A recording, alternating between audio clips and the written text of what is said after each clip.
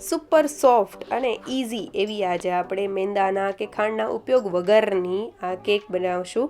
અને આ કેક એકદમ ઇઝી છે, કોઈ પણ વ્યક્તિ આસાનીથી બનાવી શકે છે. અને મેંદાનો કે ખાંડનો ઉપયોગ નથી કરેલો, એટલે એકદમ હેલ્ધી એવી આ રેસીપી છે. તો જરૂરથી વિડીયોને એન્ડ સુધી જોતા રહેજો. અને જાળીદાર અંદરથી એકદમ સુપર સોફ્ટ સ્પોન્જી એવી બને છે. અને ટેસ્ટમાં તો નંબર 1 લાગે છે. તો વિડીયોને જરૂરથી એન્ડ સુધી જોજો. તમારું સ્વાગત છે મારી ચેનલમાં અને આપ સૌને મારા જય શ્રી કૃષ્ણ. તો ચાલો શરૂ કરીએ આજની આ રેસીપી.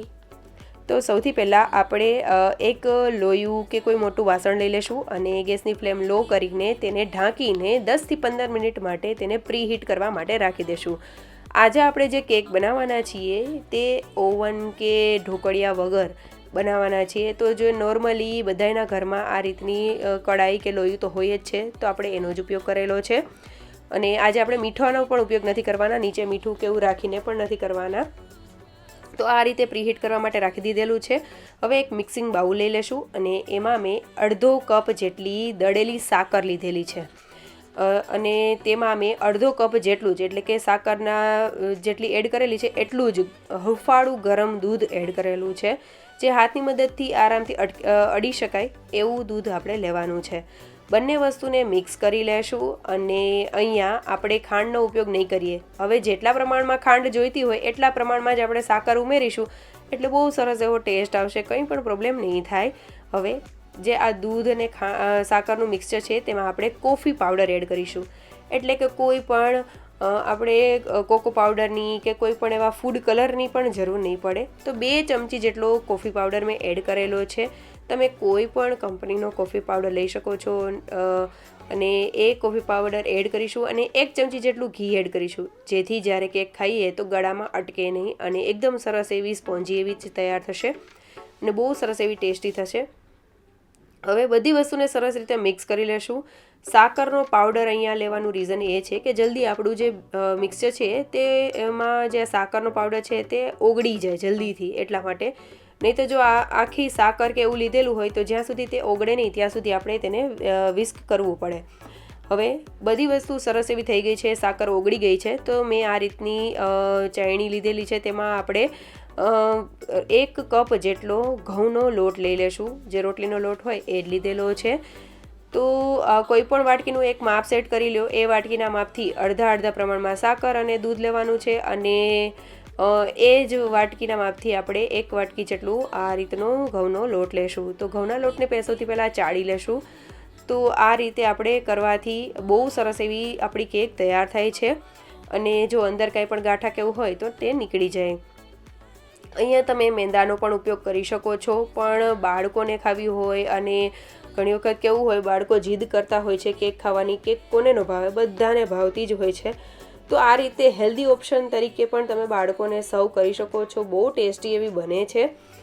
અને મેંદાનો ઉપયોગ પણ કરી શકો છો. તો આ જ મેઝરમેન્ટથી મેંદો લેવાનો છે. અને આજે મેં આ રીતની જે આ કંપનીની કોફી છે તે મેં લીધેલી છે. તમે કોઈ પણ બ્રાન્ડની, સારી એવી બ્રાન્ડની કોફી લઈ શકો છો, કોફી પાવડર. બધી વસ્તુને મિક્સ કરી લેશું. અને હવે આપણે જે હુંફાળું ગરમ દૂધ છે એ થોડું લેતા જશું અને બેટરને મિક્સ કરતા જશું. હવે આપણે અહીંયા કઈ રીતની કન્સિસ્ટન્સી રાખવાની છે તે હું તમને આગળ જણાવીશ. પણ દૂધનું મેઝરમેન્ટ તમે અંદાજે લેવાનું છે, કારણ કે અહીંયા મારે અડધો કપ જેટલું દૂધ જોયું છે. તમારે વધારે કે ઓછું જોઈ શકે, પણ આપણે લાસ્ટમાં જોઈ લેશું કે કઈ રીતનું આપણે બેટર બનાવવાનું છે. બહુ આસાનીથી તમને ખ્યાલ પણ આવી જશે.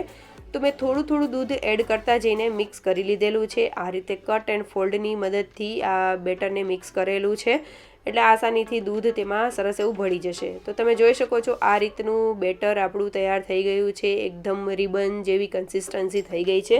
તો આ રીતની જ કન્સિસ્ટન્સી રાખવાની છે. બહુ વધારે જાડું કે વધારે પતલું એવું બેટર આપણે રાખવાનું નથી. અને જો તમારે મેંદાનો ઉપયોગ કરશો આ જગ્યાએ ઘઉંના લોટના બદલે, તો તમારે આટલા દૂધની જરૂર પણ નહીં પડે. એટલા માટે જ મેં તમને અંદાજે લેવાનું કીધું છે. તો વધારે કે ઓછું થઈ શકે, પણ પરફેક્ટ કન્સિસ્ટન્સી આગળ મેં બતાવેલી એ રીતે કરવાની છે.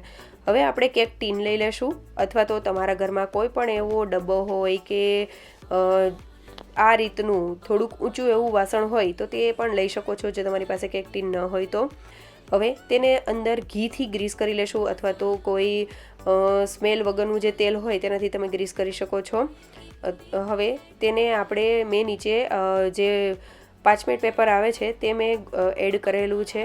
અને તમે જો તમારે આ રીતે પાર્ચમેન્ટ પેપર ન એડ કરવું હોય, તમારી પાસે ન હોય બટર પેપર કે પાર્ચમેન્ટ પેપર, તો તમારે શું કરવાનું, ઘી એડ કરીને તેની ઉપર સૂકો લોટ છાંટીને બધી બાજુએ સરસ એવું ડસ્ટિંગ કરી દેવાનું. એટલે તમારે કાંઈ પણ વસ્તુની જરૂર નહીં પડે અને ઇઝીલી જે કેક છે તે ડિમોલ્ડ થઈ જશે. હવે આપણે બેટરને ફરીથી લઈ લેશું અને તેમાં ઈનો ફ્રૂટ સોલ્ટનું 1 પેકેટ એડ કરી દેશું. તો આ વસ્તુ ક્યારે કરવાની, જ્યારે તમારે આપણું જે પ્રીહીટેડ મૂકેલું છે લોયું એ પણ સરસ એવું હીટ થઈ ગયું હોય અને તરત જ જ્યારે મૂકવાની તૈયારી હોય ત્યારે જ ઈનો આપણે એડ કરવાનું છે. એ પહેલાં નહીં એડ કરવાનું, નહીંતર સારી જાડી પણ નહીં પડે અને જે ઈનો જે છે તેનું સરસ એવું રિઝલ્ટ પણ નહીં આવે. એટલા માટે આ રીતે જ્યારે પણ આપણે કેક ટીન મૂકવાની તૈયારી હોય ત્યારે જ આપણે આ રીતે ઈનો એડ કરીશું અને કટ એન્ડ ફોલ્ડની મદદથી આપણે સરસ એવું તેને મિક્સ કરી લેશું. ઈનો સરસ એવો મિક્સ થઈ જાય એ રીતે કરવાનું છે, જેથી અંદરથી બહુ સરસ એવી જાડી પડશે. કેક ટીનને આપણે થપથપાવશું નહીં, એમનેમ જ રાખવાનું છે. અને ઉપરથી ગાર્નિશિંગ માટે મેં થોડી સ્પીડમાં આ રીતે કાજુ ગોઠવી દીધેલા છે, જેથી કરીને જે આ અંદર એક્ટિવેશન, કેમ કે ઈનો એડ કરીએ તે તરત જ એક્ટિવેટ થવા લાગે છે અને જો થોડી વાર લાગે તો તેનું એક્ટિવેશન ટાઈમ થોડો જતો રહે છે. એટલા માટે તો એનું રિઝલ્ટ સારું આવતું નથી. એટલા માટે તો થોડી ઝડપ રાખવાની.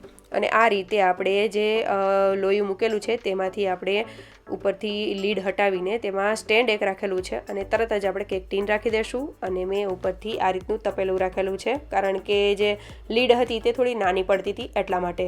અને ઉપરથી થોડુંક ખાંડણી મૂકેલી છે, જેથી કરીને સ્ટીમ બારે ન જાય, હીટ બારે ન જાય. તો 45 મિનિટ જેવું તેને કૂક થવા માટે રાખવાનું છે. 45 મિનિટ થશે એટલે તમારી કેક બનીને તૈયાર થઈ જશે. અને કેકને આપણે લો ફ્લેમ ઉપર જ બેક કરવાની છે. તો તમે જોઈ શકો છો 45 મિનિટ જેટલો ટાઈમ થઈ ગયો છે અને મેં કેકને ચેક પણ કરી લીધી છે ટૂથપીકથી.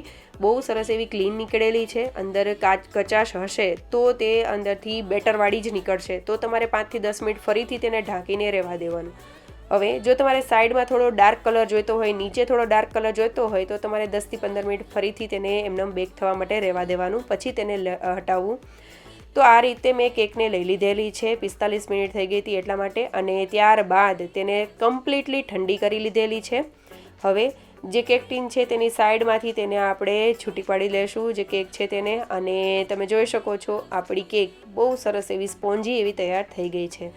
હવે જે નીચેનું પેપર છે તે ચોટેલું છે તેને આપણે કાઢી લેશું અને આપણી કેક તમને હું બતાવી દઈશ કે કેટલી સ્પોન્જી અને કેટલી જાળીદાર બની છે. અંદરથી એકદમ સ્પોન્જી અને ટેસ્ટી એવી બને છે આ કેક. તો તમે જોઈ શકો છો, જોતાં જ તમને ખબર પડી જશે કે કેટલી સોફ્ટ બની છે અને કેટલી સ્પોન્જી બની છે.